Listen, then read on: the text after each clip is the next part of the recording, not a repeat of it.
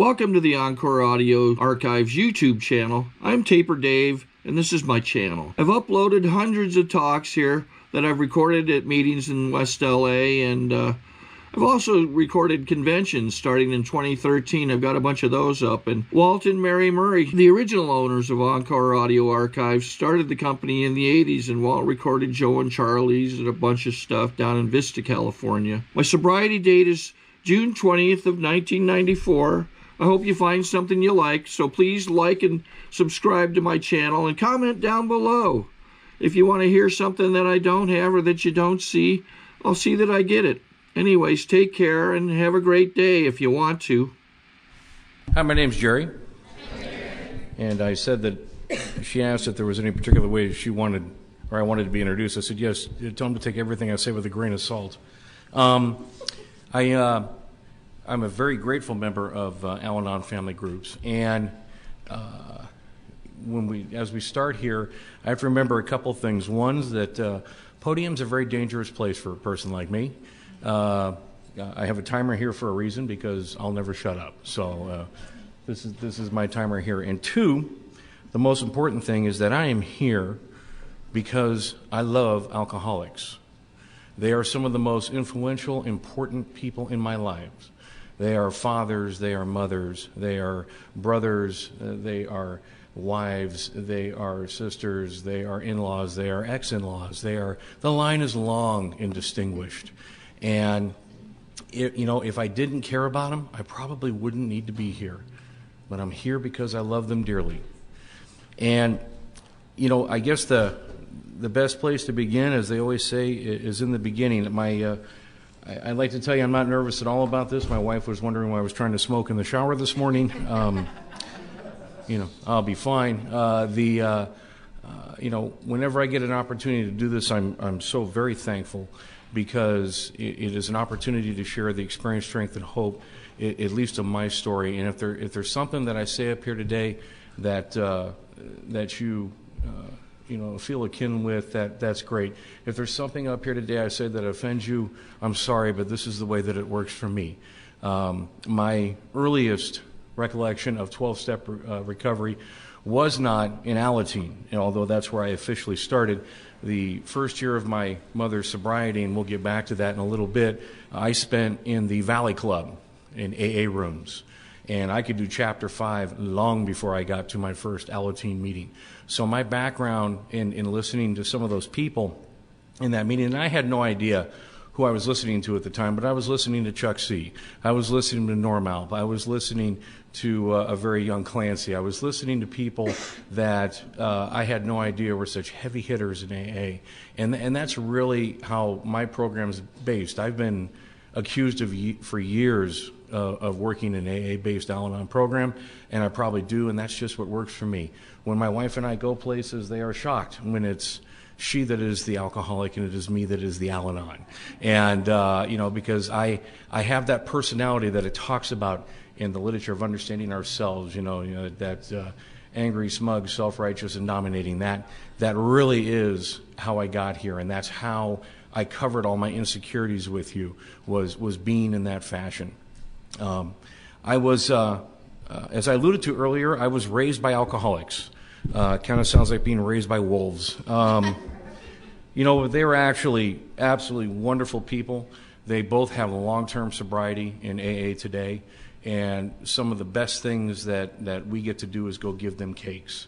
Dad is, I have to talk with my PIO here. What is he, 36? Oh, yeah, he's a year. That's right. He's a year behind me. I like to remind him about that. So he's 37 years sober, and my mom, we just celebrated her 24th, and no one's crying in that family anymore because someone's tore up by drinking. Now, that doesn't mean that those of us who practice our own disease of Al-Anonism aren't running around getting crazy. Okay? Today's been a great example of that. I would love to tell you that everything, because I'm coming to speak tonight, has just been wonderfully serene, and I would just be absolutely lying to you. There is nothing better than trying to get, your family together for a road trip with a 7-year-old who's much more interested in watching her shows on television and playing her games and playing with her puppy. And don't you understand? I'm speaking tonight, let's guys. She doesn't care, and actually is exactly the way that it is supposed to be. It reminds me of what the truly important things are, and I can promise you today that we're going to laugh, we're going to cry, and we're going to laugh because we were all tore up, and we're going to cry because it's so much better now, and it is called Al-Anon. If you are new here, some of the things I'm going to say are probably going to not make any sense to you whatsoever, because when I got here, I was here to help you, first of all, because I've never seen anybody come in here that needed any help whatsoever. This isn't a place that you win in a lottery. Oh, yay, I get to go to Al-Anon. It's kind of the last resort. I know for me that in my mom's first year of sobriety, I was tied up, thrown in the back seat of the car, and I was dragged to my first Al-Anon meeting. And then she threw me in there and said, please do something with this kid. Not because of anything she did, but because of the things that I was doing. Growing up, it talks in our literature that alcoholism respects no lines whatsoever. And I can tell you that is absolutely true. My parents, when the drinking, there's always been drinking, but when the drinking got bad during that last 3 or 4 year period, we lived at the top of a hill in an area of Sherman Oaks, an exclusive area called Royal Woods. We had the 2 brand new cars in the driveway that rotated every year. Our house even had a white picket fence. And on the outside, everything just looked wonderful. On the inside, as my wife was fond of saying these days, it was an absolute 3-ring circus. And that was my normal. I would listen to my friends at school talk about how things went during the weekend, and I just wasn't hearing the same stuff that I was hearing, at home. I thought everybody's parents crashed cars, went to jail, slashed their wrists, jumped out of windows, took pills, wound up in hospitals, and that, again, was my normal, And I would absolutely react to that normal, and this is where I get to practice my disease. My disease is one of isolation, because I'm really good in the middle of a crowd of being very, very alone. And I learned that as a self-defense mechanism growing up. And it doesn't mean that that's the alcoholic's fault. If there's one thing I really want to get across today, if there's nothing else, is that there is nothing that those people did to me. As a matter of fact, they took care of 4 children at a time when they could barely take care of themselves. And if you folks are having trouble with a higher power or that concept, I would love for you to tell me how you think that occurred. Because it wasn't certainly anything that we were doing. We were, in fact, trying our best to mess this up. Isolation was something I was professional at. Manipulation was something I learned very, very early. I laugh when my daughter is becoming somewhat pro at this at such an early age. So I always say she's going to be a 12 of some kind. We're not sure which one, but I learned very early growing up that if I coughed twice and sneezed and complained of a sore stomach, I missed school. Now, that wasn't because I was really sick, obviously. It was because my parents were hungover and they really didn't want to deal with me. And I pretty much missed the entire 5th grade doing that. It was easy to do. Again, it was my will. I wanted, as we say in here, self-will run riot. And again, I'm an absolute firm believer, and I was doing the absolute best that I could do at the time, given the information and the abilities that I had. Now, that's very important, because that was the abilities that I had. When I got to these rooms, I was given a concept of a higher power. Now, I was raised in a particular faith. I went to 13 years of their schools. I do identify these days as a recovering Catholic. And, with that faith, they presented to me the exact same God that I believe in now as a higher power. I just had absolutely zero connect with that, period. I thought it was very rote. I just, we're up, we're down, we're doing the gymnastics. It didn't mean anything to me. And for anybody here who is Catholic, that's wonderful. It's a great faith. It just didn't work for me. So when I got to these rooms, and the second word I heard in these rooms was God, I couldn't run for the doors fast enough. I'd had enough of that God that I thought I knew. That God was a punishing God. That was a God that kept books. That was a God that I was never going to be even with as far as making the grade, because I had done so many horrible things, or at least I thought that I had. So the God that I was introduced to here was one that was a compassionate God, that was a loving God, that above all else was a merciful God. And that all I had to do if I wanted these things to work and to feel better was to be able to submit to something that was greater than myself. Now, I don't know about you, but I was so tired of getting hurt growing up that I just figured that I was going to be my own best weapon. Hence how I would treat people, how I would stay on top of people, how I would be that angry, smug, self-righteous individual, because I was protecting myself. Again, it was all about making sure that I wasn't hurt anymore. My parents had separate watering holes. My dad was one of those young hotshot television executives in Hollywood. He was one of those rare individuals that started in the mailroom at Channel 5 when he was 18 years old, and 30 years later was running one of the local television stations. He was the youngest general manager in the history of Los Angeles television and the longest reigning. And what goes with that is a lot of entertaining. That was kind of the culture I grew up in. My dad and I laugh to this day. We're very much opposites in a whole bunch of stuff. I always joke that as long as we don't talk about my job, money, politics, or religion, we're fine. We just have to stay down the narrow of the stuff that we can actually talk about because we're very differing there. And he always sat there and he wonders how. He says, I don't understand how in the middle of this Democratic Hollywood crowd I raised a Republican conservative cop. And I said, well, it's because I grew up in that other crowd and I don't like it very much. And that's okay. But what I've learned in these rooms is acceptance, and I've learned that my way is not always the best way, and getting back to that belief in a higher power and in a power greater than myself.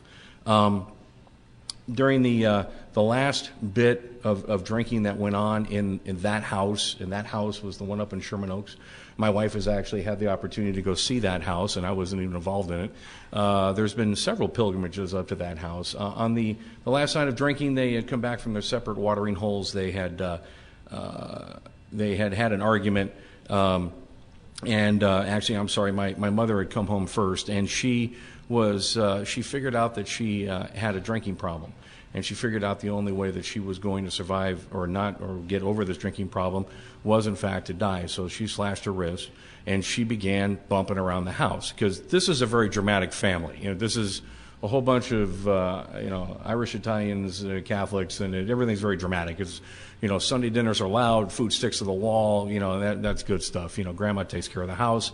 And, my mom came up to the screen door in my room, and I always laugh about that because I had a screen door in my room to keep me in, because they didn't want me wandering around, and they didn't know that I'd already learned how to just take the webbing out of the bottom and scoot out, and again, my own form of manipulation. And my mom kind of passed out in front of the door, and I'm like, I really didn't think anything of it. It was nothing new. Now, I didn't see all the blood that was going on, but I thought it was kind of odd that at 10 years old that I was like, this is kind of normal. My dad came home from where he was out partying and kind of figured out there was a problem and called the fire department. Back then we didn't have paramedics. They brought the big truck and the ambulance, and they threw her in the back and they took her to the hospital. And they came home about 3 hours later and began to have that fight. Now, I alluded to earlier, obviously, what I do for a living. It's not hard to figure out, and I can tell you from my experience at my job, if you try and kill yourself in the state of California, you're going to get 72 hours of a lockdown in a psych ward speaking to people that are going to help you. So I don't know what it is that they told the doctor how two lateral marks up your wrists were some type of horrible curling iron accident, but somehow they got her out of there, and she came back home that night, and they began to have that fight. And it was a very violent fight. My brothers and sisters and I were fortunate in that my parents were violent towards each other. There wasn't a great deal of violence towards us. And it, unfortunately, as my mom likes to point out, don't make your father out to be the heavyweight champion of the world. She threw him through the shower door that night. She just... she was giving her everything they got. I heard a lot of things breaking and whatnot. And I remember that feeling that I had at that very moment, and it's a feeling that I've had many times. Part of me was just absolutely completely empty and void. The other part was, I love them because they're my parents, and I hate what they do.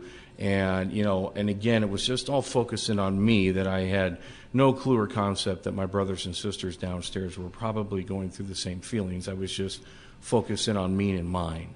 You know, if you spend any time with Alateens, if you listen to folks that grew up in alcoholic homes, we tend to be old souls. I know that I took over the job of taking care of my brothers and sisters long before this incident occurred because, you know, my parents were busy. You know, the alcoholics are busy people. And they, you know, no one offered me that job. That was my own ego. That was my own, you know, feeling of, well, someone's got to do this. You know, to this day, you know, some 40 years later, it still is a problem in our relationship that I have to be very careful with my brothers and sisters to say, I'm not their parent. They have parents, just like I'm not their higher power. They have a higher power. I just have to be me and be the best me and brother that I can be to them. Sometimes that works, but as we have found out with one of my brothers in particular, sometimes that does not. During that fight, my dad came into my room and he said, "Wake up!" And I said, "That's about the silliest thing I've ever heard in my life." But yeah, we're up, and he said, "Get dressed. I'm going to take you somewhere safe." Now, I thought years later how funny that was because, you know, I've got a guy that's just gotten home from a bar. He's probably blowing about a 2-1, and he's going to put us in the car and he's going to take us somewhere safe. You know, but then again, this was back in the early 70s where, you know, you had to make an appointment to go to jail for drunk driving. You know, and it's one of those things where, okay, fine, and I got my brothers and sisters up, and we got them herded out to the car, and I remember we were sitting in the car, and my dad came running out of the house with a jacket in his hand, poured arms like this, and running around the side of the house, and I just instinctively knew she's jumping. And what had happened was that my mom had another moment of clarity and figured again she had a problem, and death was the only way out, and she took a bottle of Seconal, and she jumped out of a second-story window. And as we turned the corners, when she hit the ground and she bounced. And, you know, my mom is ornery, like most alcoholics I know, God bless them, because as she said in her story, because she lived through that. And in her story, she said, you know, right when I was going out the window before God was merciful and allowed me to pass out so I didn't feel any of this, my last thought was, I probably have a drinking and pill problem. You know, that is what she had to go through to hit her bottom quite literally. There's a lot of humor in this stage. That the fashion of the time was a show called That Girl, Marlo Thomas, for those of us who are of my age, and there was, you know, the boots that are now making their comeback that come up to just below your knees, and Mom was wearing a pair of those boots and a mink coat when she went out that window, and, you know, for a long time she still had those boots, and every now and again we will pull them out of the closet, and hey, look, they're the jumping boots, you know, and hey, Mom, 82nd Airborne, good job, you know, and you know, that's just the bottom she had to hit. For years, I thought that was something that I had done, you know, because being a good Al-Anon, a good Alateen, this somehow has to be my fault. You know, that is our disease. That is the craziness of our disease. It's our sick thinking. You know, when Mom was in the hospital being fitted for the for her back brace because she broke her back in that fall, the man who fit her back brace was a member of Alcoholics Anonymous, and that's where she got her start. That is her story. That's what she had to do. About a year, you know, and of course my parents got divorced after that because you have to chronologically go through this stuff. And when after the divorce, my dad went to live in the bachelor capital of the world in Los Feliz, and a year later he figured out he had issues and he got sober. And 3 years after that, with a little bit of sobriety under their belt, my parents were just crazy enough to figure that they still loved each other, so they married each other again. I have been the best man at my father's wedding twice. Someone explain that to me. Math just doesn't add up, you know, but I have been blessed enough and fortunate enough to stand up for my father twice now. And, you know, then to the same woman, which is even better. And that is something that, you know, I always, he and I will always have. The first year of sobriety for my mom, I wish to tell you it was great. You know, once she got into AA, everything was hunky-dory. Well, it was good. It was okay for her. I mean, she was smart. She was sitting at a meeting a day because that was the rules back then. You had to go to one a day. And, you know, like I said, I spent a lot of time at the Valley Club. I learned how to shoot pool and play poker in that place, you know, and I sat in meetings and I listened to some very heavy hitters, like I said, had no idea what they meant. You know, to this day, you know, I wish I'd gotten Father Ted's surrender flag. It's something that my father has had for years, and, you know, it's one of his prized possessions. And, you know, I didn't apply it. I thought it was pretty cool, but I certainly didn't apply it in my life because this was something they were doing. But I was out there still doing my thing. I was still out there doing my craziness. My thing was to garner attention. Now, straight A's might garner a little bit of attention, but if you really want someone's attention, get straight F's. Oh, that just gets everybody's attention in the house, And even though it was negative attention, it was still attention anyway. And, a lot of behavioral issues, and as my wife and I were talking about earlier today, a lot of rage, and a lot of anger. And again, I as I've heard in meetings, we used to lash out at random. It didn't really matter who it was. It was just whoever was convenient, and you would get a lot of that. And when I got to Alateen, I'd love to tell you that I just grabbed it and said, this is a wonderful way of life, and ran with it. And I spent about the first 6 months sitting there trying to, we played a game, and I won't use the word, it was MSU, it was make stuff up. And it was who could tell the best story in the room. But, it just, well, let me tell you what happened at my house, And finally, my first sponsor, Gerry, I remember distinctly, he said, Gerry, every story that you seem to come up with in here could be answered with a serenity prayer. Why don't you try looking at it instead of just saying it at the beginning of the meeting? Hence, the first person who ever pulled my covers. I didn't like Gerry much after that, because what I was a very scared, paranoid, 11-year-old who was still looking for people to validate me. I would dare you to care about me. I say this a lot about my brother. He's a victim bully. Well, that's exactly what I was. I absolutely, positively dared you to care about me. When you got close, I would just do something that would make you run southbound. And then dare you to come back and care some more. To obtain additional copies, receive a free catalog of AA and Al-Anon talks, or to find out about our tape and CD of the Month Club, call Encore Audio Archives at 1-800-878-1308, or visit our website at www.12steptapes.com. And if anybody else has done that, I'm sorry. It seems like an odd way to go. But again, that was just part of how I would protect myself. I figured you were going to hurt me anyway, so I was just going to beat you to the punch. And what a horrible way to have to live. And when I got here, they said, by the way, you don't have to live that way anymore. It's a choice. And I can't tell you how hard that is when you're a newcomer. Of course I have to live this way. You don't understand what I've been through. I can tell you stories that make your toes curl, the things that I've had to deal with. I absolutely deserve to act in this fashion. But I've also heard people say, I absolutely deserve to drink because I've been in that situation, and these are people that have managed to stay sober. So why can't I change my thinking? Took a long time. And there's still days when the old tapes, they're reel to reel, they still work real well. If I want to be a victim, and I want to be a martyr, that tape will play as good as it played 38 years ago. No questions asked.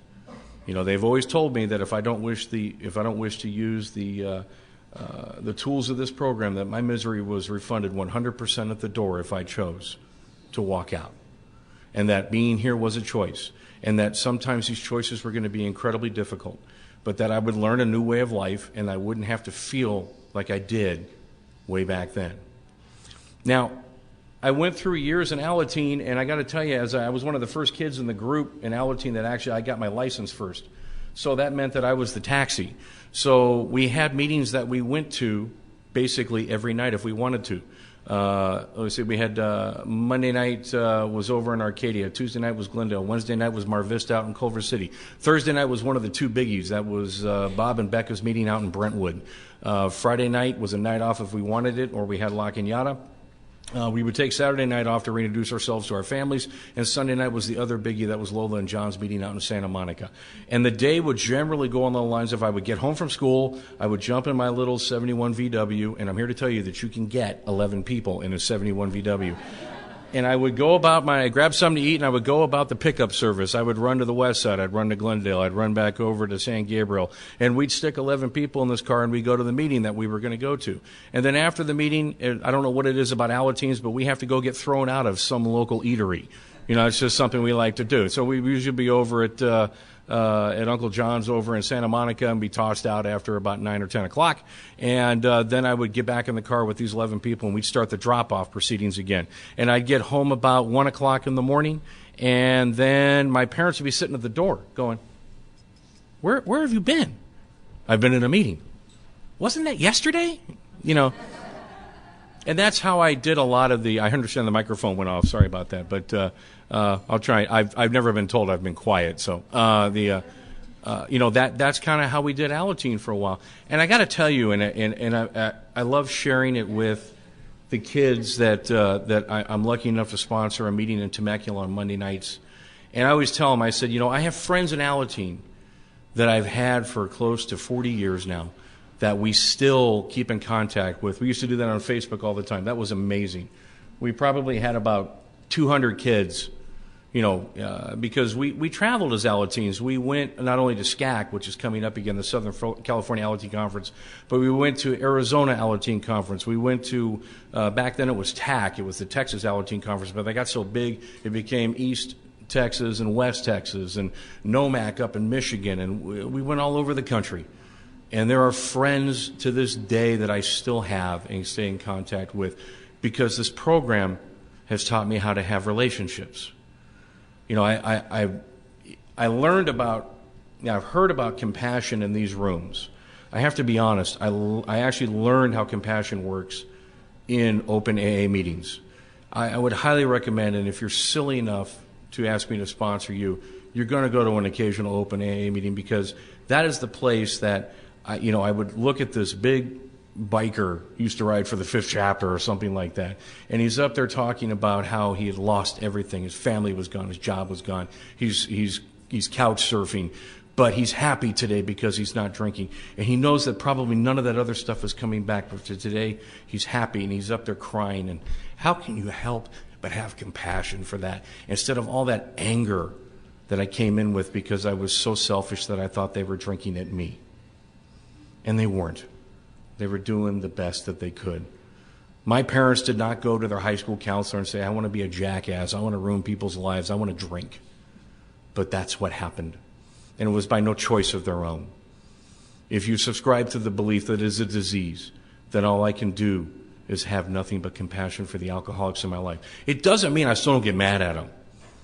It just means that I don't get to act it out. I don't get to go the Al-Anon salute and go, oh, woe is me, and say, how sad, look what they're doing to me again. I get to make a conscious decision as to whether I'm going to carry on and let this go, or if I want to wallow in it and get angry about it. These things are still my choice. Because as I said, I absolutely, my two first reactions to everything is fear and anger, and for me, they're interchangeable. If I'm angry at something, I'm going to be afraid of it. If I'm afraid of it, I'm probably angry at it. And if I have to remember that these aren't horrible things, but what I do with them is what gives them character. I had sponsors tell me that no emotion was bad, is what I did with them.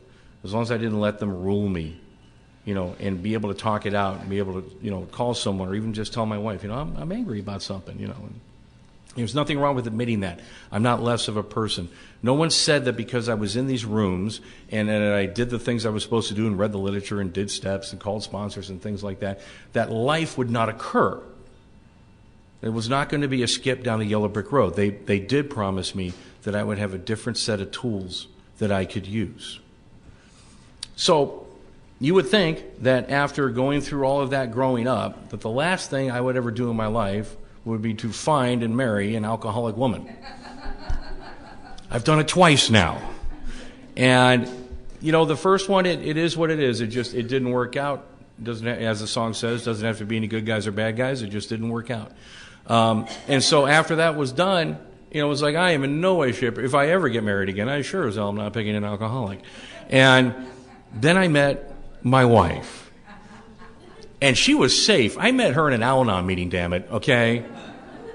And her sponsor set this up, and we always laugh about Robin the matchmaker.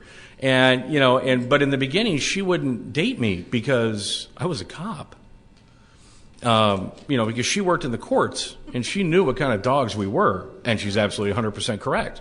And, I sat there and because it was no, it was like, oh, okay, well, hold on a second. You told me no, I have to have it now, and, I know that one day we met in the Sunday morning Covina meeting, which we used to call church, It was a Sunday morning spiritual meeting. It was at 11 o'clock. There was usually about 40 to 50 people there. It was a great meeting. What was a lot of fun about that meeting was that the AAs were next door, about 200 strong, having their meeting, and they're in there just yucking it up. I mean, they're talking about going to jail and crashing cars and parole officers, and they're laughing, having a good old time. And it's so funny to see in the back of the room the ladies that are hearing through the very thin walls, and there's a few of us guys getting really tight-jawed.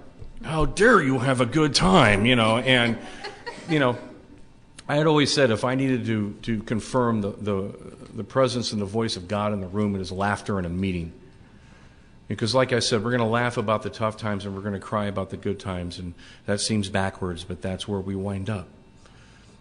I know that I finally got her number from her, and I said, well, where else do you go to meetings? And she said, well, I go to this meeting in Brea. Oh, yeah, I know it real well. So I went to the meeting that night in Brea. I had never been there. And we went to coffee afterwards at Kelly's over and had a little coffee there, and there has not been a day that we have not spoken or seen each other in almost the last 12 years. Now, not that we do anything quickly. She came to visit at Christmas, and this was in September, late September. She came to visit at Christmas, and she never left. And about January, the thought occurred to us that we should probably go to her folks' house and get her stuff. And when we got there, they knew it was up. They had it boxed, and they had swatches of color on her bedroom wall. Would you get her out of here? I need an office, and that's a running gag to this day, that we always laugh about. And, we went through, the courtship, and I remember the year before we got married, I said, I'm probably going to ask you to marry you at some point this year, because I'm a real romantic, okay, I do combat logistics, okay, it's like, but I will tell you that I did well when I asked her to marry me. She had no idea it was coming. And, what I noticed was, during this time was that her drinking, was getting a little interesting. And, it just started with, the usual, just occasional, glass of wine and whatnot. Now, because of my profession, I got to be honest, and while I'm surrounded by alcoholics at work, I really find I don't have time. Now, if that's what keeps me out of these rooms, that's fine, because I'm not going to be arrogant and tell you that I know that the difference between alcoholics and Al-Anon is a simple allergy to booze, that we really act the same. We all have the if two's good, four's better mentality and self-preservation. I have always said that the big difference between about AAs and Al-Anons is just that AAs are about not drinking. You call your sponsor up and said you slid into a family of 6, and the question is, are you drinking? No. Okay, we can work with the rest of it. For Al-Anons, it's about relationships. I don't have a physical allergy to the booze as of yet, and I hope that never happens. If it does, I know where I need to go. And I did at one point. Her father actually came over to help me with a mantle. We were building a mantle. And he said, we wanted to talk to you about something. We've noticed some signs and symptoms.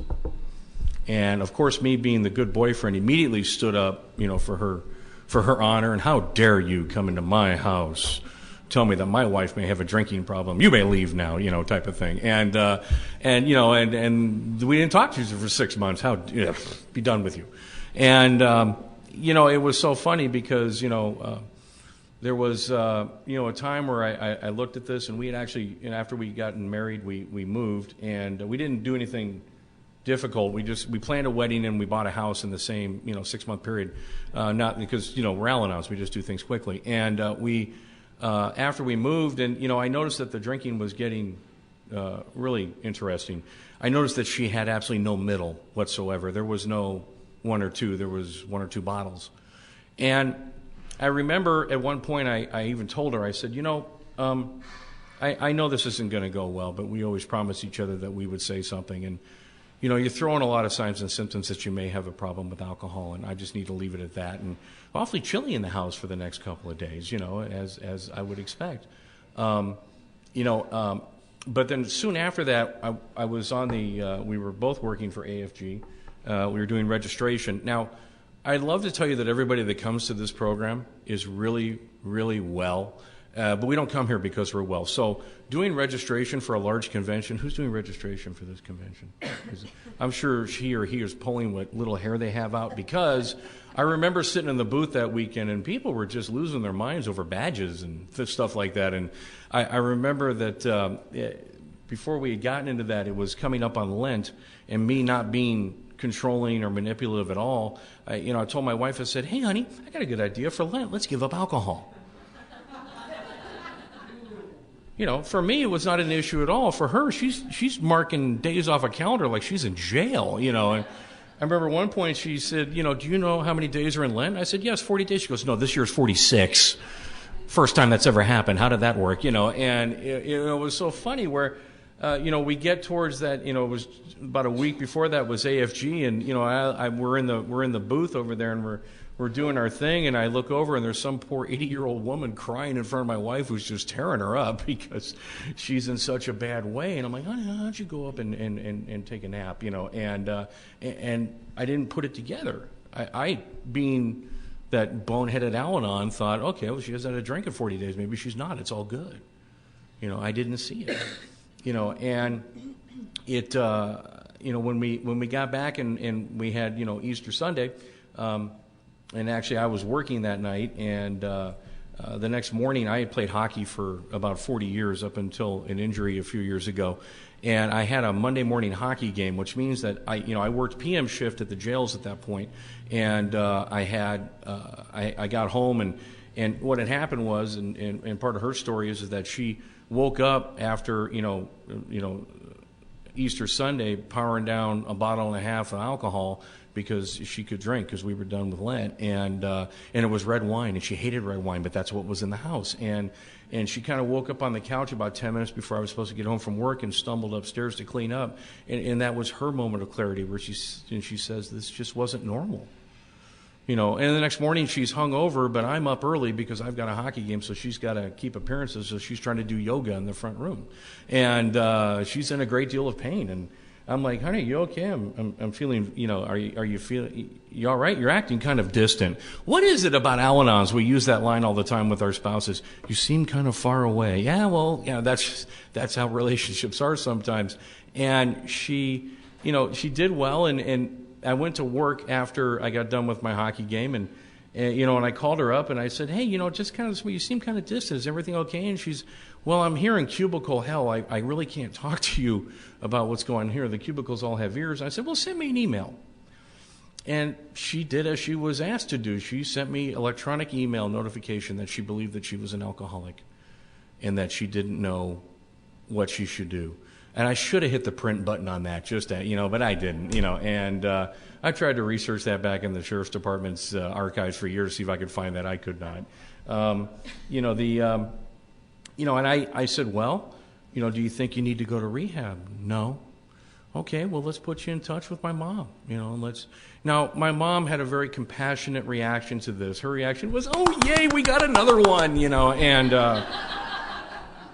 then the dreaded meeting with mom and dad, because we were going to have to say, yeah, I guess you were right 3 or 4 years ago. Thanks a lot, and they were wonderfully compassionate. And I remember dad's head was down. He's shaking his head, and my wife's in tears, and I'm thinking, what is this? And he got up, he goes, I'm so sorry that you're just like me. And I remember that, and I'm like, what a wonderful thing to say at that moment. And we're here to support you, and what is it that you need from us? And there's no shame in it. It's a disease, and let's do what you need to do. And, I can't tell you what a wonderful gift that was. In the middle of all this, when we got married, because we both had practice marriages, as we call it, and we had no children from those marriages, we decided very quickly, well, if we're going to have kids, we have got to get going. And, because I'm, 40 and you're 38, and, Clint Eastwood can have kids in their 70s, but, I don't think that's going to be our thing, and let's get this figured out. And, you would like to say that it just immediately happened, everything was hunky-dory, but oh no, there's doctors, and there's specialists, and there's turkey basters, and there's just, oh, how wonderful, and we get this all done, and we've been trying, and there was a bunch of, there was actually 1 or 2 miscarriages. We think we're pregnant. No, we're not. Okay, fine. And, 8 days after she quit drinking, she got pregnant. So again, You people who have trouble with a higher power, please tell me how that happened. You know, and this little diva in the front row is what we have today. And we thank God for her every night, even when she drives us nuts. You know, I have been called many, many things in my life, in my career, many of them not good, some of them good, but the best thing I've ever been called is Dad. Yeah. And every night when we say our prayers, thank you. I'm not quite there yet. Every night, I thought that was the shut up one. Okay. And every night when we say our prayers, the last thing I ask her is, what is the best thing I get to do? And she says, be Dad. You know, and boy, I tell you what, for perspective, that was the greatest thing in my life, because I never thought I would ever be lucky enough to do that. You know, I had given up hope on that. And again, just when I seem to give up hope on my higher power, he shows me, again, I am wrong, and that I need to humble myself to a power greater than myself, because my best thinking got me to this room. If I think for a second that I'm in charge, I'm going to fall on my butt. In the program, we call it your ass falling off, but that's fine. And it's something that happens to remind me that I am not in charge in any way, shape, or form. You know, we have been down a road together that I can say, you know, honestly is the best that I have ever been down. And I have been blessed with these things in my life. I have nothing to do with them. I simply showed up, went down a path I thought I'm supposed to go, and these wonderful things happened. And it didn't mean that bad things or sad things didn't happen either. We went through a long stretch with my mom in cancer, and it was difficult. It was so hard to see what this woman was going through. And there was so much anger and there was so much rage at doctors, because I find that one of my character defects is I don't care much for doctors. You know, and they watched the spot for a year and it's okay, it's not growing. And when they finally went in to get it, it was stage 3 cancer. And, you know, in my fantasies of grabbing the surgeon and dangling him out the 3rd-story window at Huntington Memorial, you know, but unfortunately, as my wife said, this guy's probably going to have to help her. You might not want to kill him just yet. You know, and watching my mom teach me how to go through this stuff. You know, my mom, I now know that she was teaching me how to take care of pain, because I've had my own issues in the last 3 years.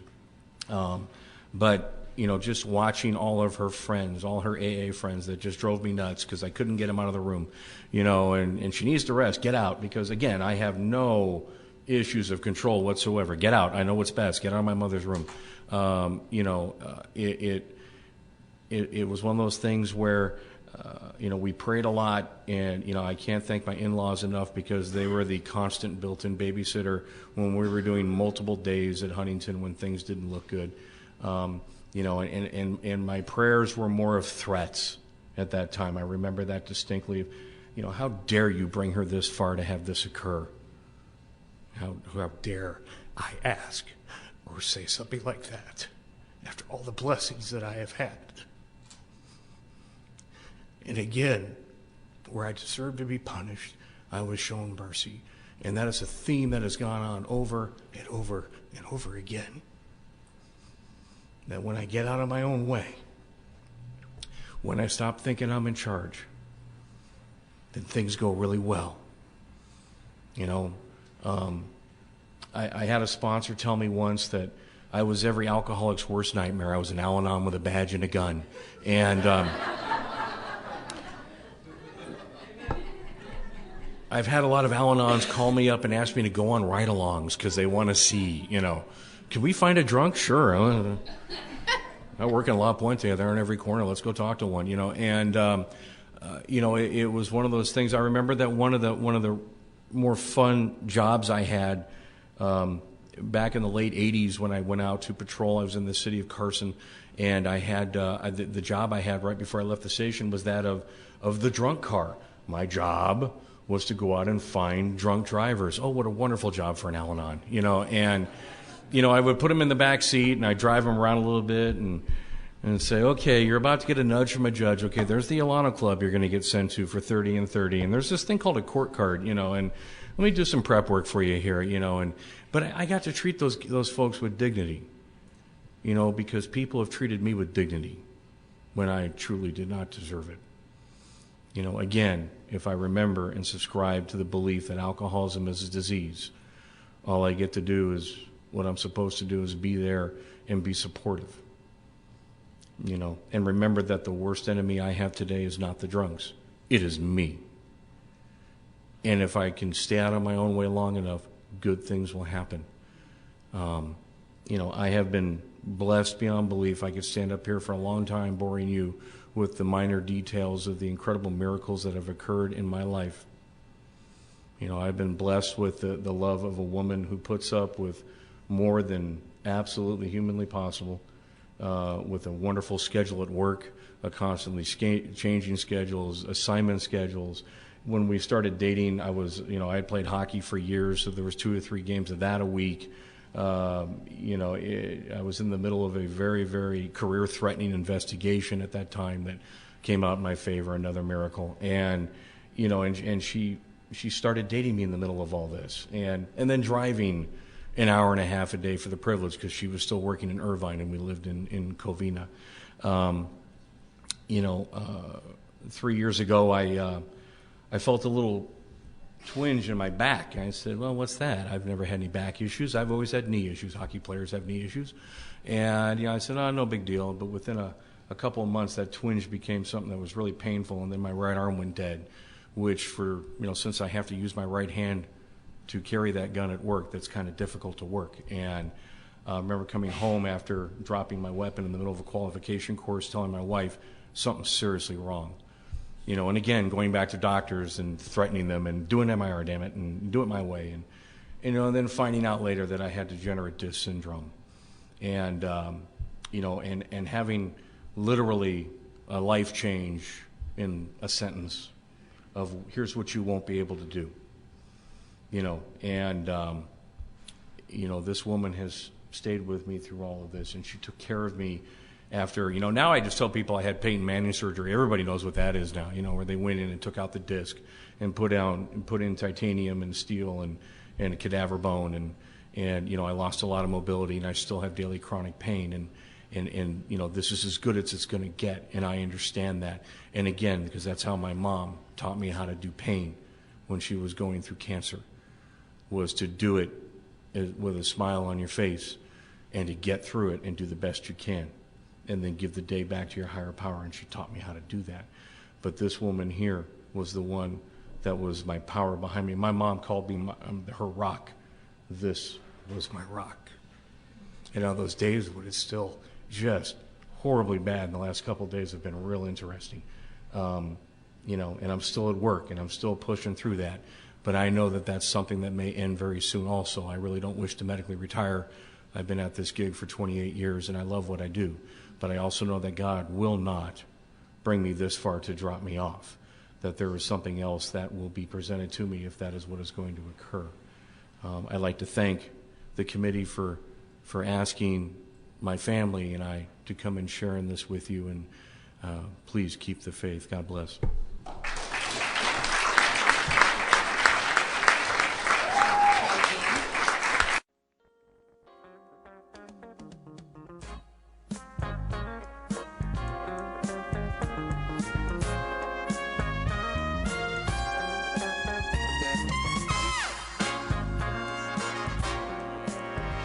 We hope you've enjoyed this recording. To obtain additional copies, receive a free catalog of AA and Al-Anon talks, or to find out about our tape and CD of the Month Club, call Encore Audio Archives at 1-800-878-1308, or visit our website at www.12steptapes.com.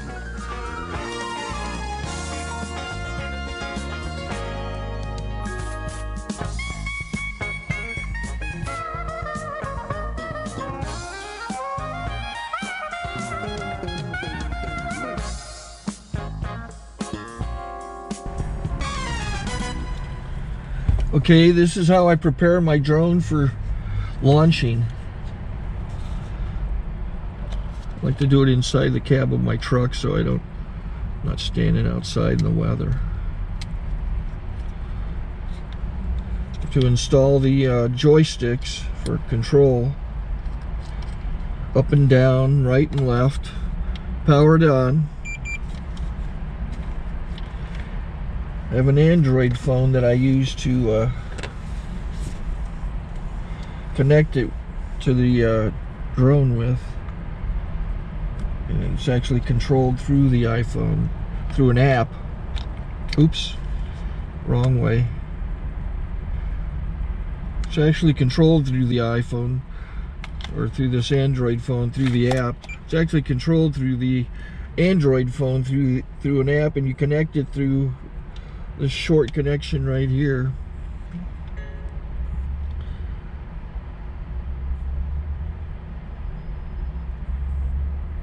Remote control connected.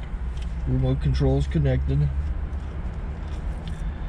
So I pull out the drone. I have to extend the legs. Long legs extended first, then the short legs. Remove the gimbal protector. Set that aside, then power it on one short burst, then one long burst. I lay it down. So I have to go to calibrate.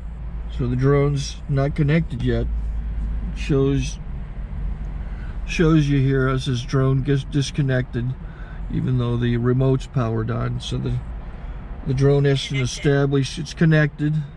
So I go into the app to calibration mode. First I'll calibrate the remote controller. Start calibration. Out, in,